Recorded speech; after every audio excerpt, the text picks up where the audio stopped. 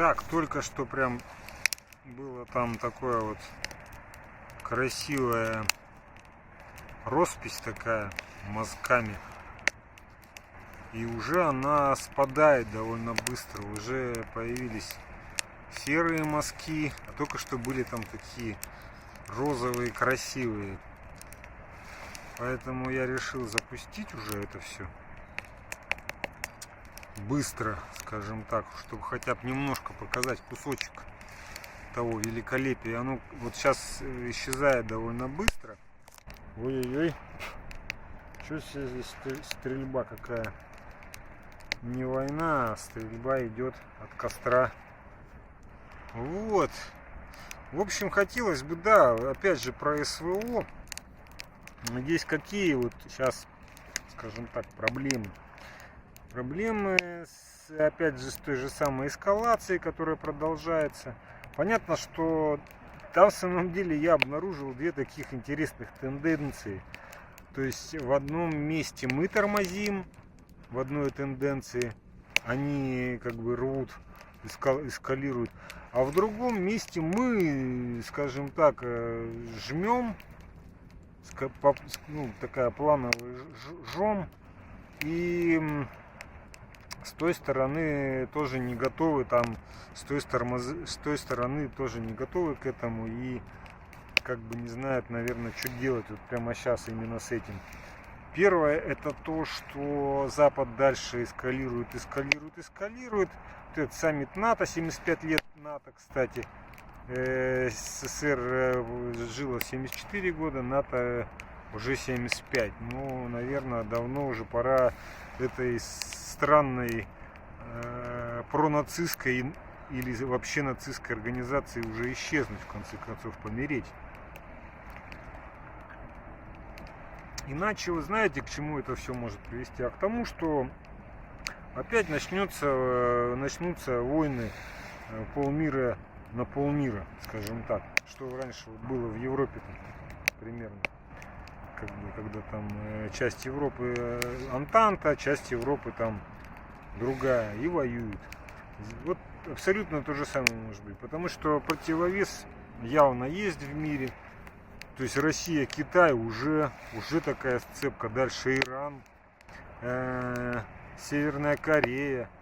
Еще там подцепятся страны. Ну, Индия та же самая. Но она, правда, не будет, конечно, сразу так вступать в блок. Потому что у ней-то вроде с ней никто не ссорится со стороны Запада. Поэтому все может кончиться, опять же, большой мировой войной, не ядерной, скажем так, потому что вот это неядерное расслабление, скажем так, которое сейчас происходит, оно приводит к все большим жертвам. Правда, все это может быть остановлено очень легко и быстро.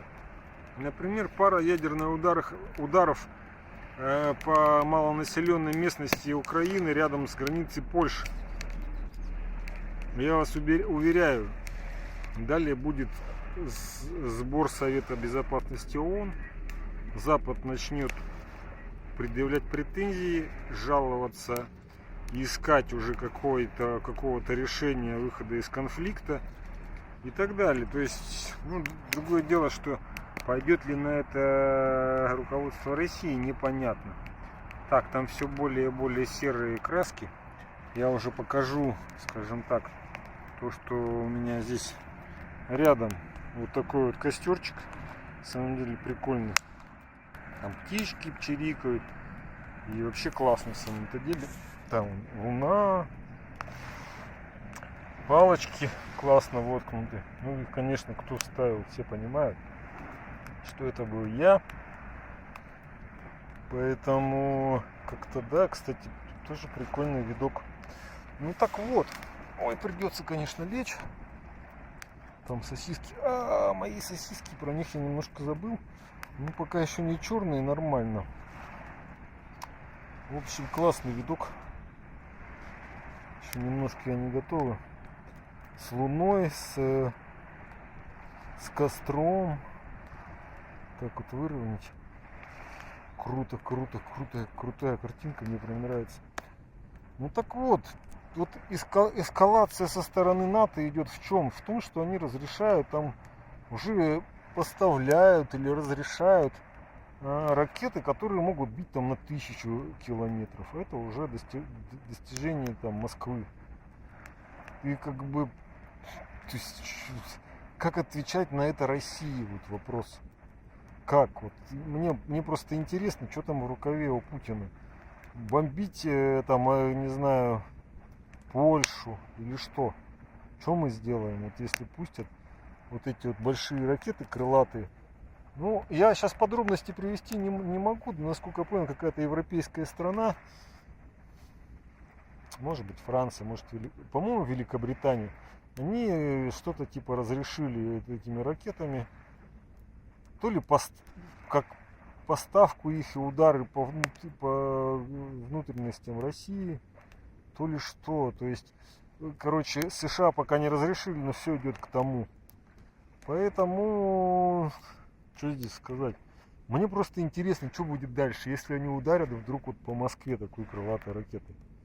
То есть, вообще, если сопоставлять потенциал военной Украины и России, то есть здесь понятно, что Украина рядом не стоит.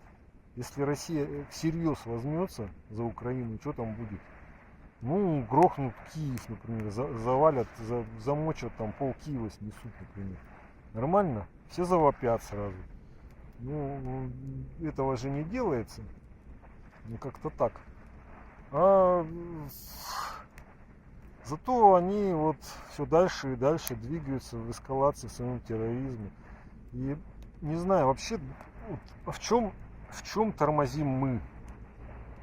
Вот мы в данном случае тормозим в том, что давно уже нужно было мочить базы американские чужими руками, тем же хуситам давать, топить американские корабли, ракеты. Давно уже можно было давать. Вот. Потому что сейчас бы уже другая ситуация была, другой бы как бы эскалация уже обсуждалась бы в Совете Безопасности, опять же. И не дошло бы до этих ракет с такой дальностью. Вот, здесь тормозим. В чем тормозят они? Они тормозят в том, что по боевым действиям, конечно, Россия там давит Украину. Там посмотреть, там юг, допустим, не трогают. На юг имеется в виду Украины. Там все стоит, Запорожье и так далее. Север тоже, там идут бои мощные, там с Волчанском. Там, ну, Волчанск, кстати, тоже, несмотря на концентрацию там всех ресурсов и резервов, Волчанск там все равно идет продвижение, что-то там отжали. Я сейчас не помню, что, но там, короче, такое явное есть продвижение. Результат вот именно вот этих всех военных действий. Поэтому, скажем так, тоже там можно назвать такое небольшое, скажем так, небольшое продвижение.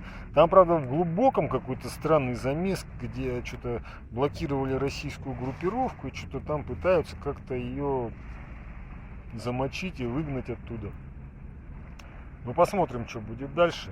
И явно там что-то предпримут. Так вот, они тормозят как раз в том, что вот именно в этом, что у них не настолько много резервов, чтобы закрывать весь фронт. То есть, допустим, сейчас идут продвижения то там, то сям, именно в стороне вот Донецкий вот этот фронт, там выше Донецкого туда, к Лиману, Красный Лиман, по-моему, называется, Купянск, и ниже там идут как бы такие явные продвижения, мелкие, но явные, постоянные давления, продвижения, откусывание территории. И как бы в этом смысле они тормозят, потому что они оказались не готовы вот к этому вот то, что сейчас происходит.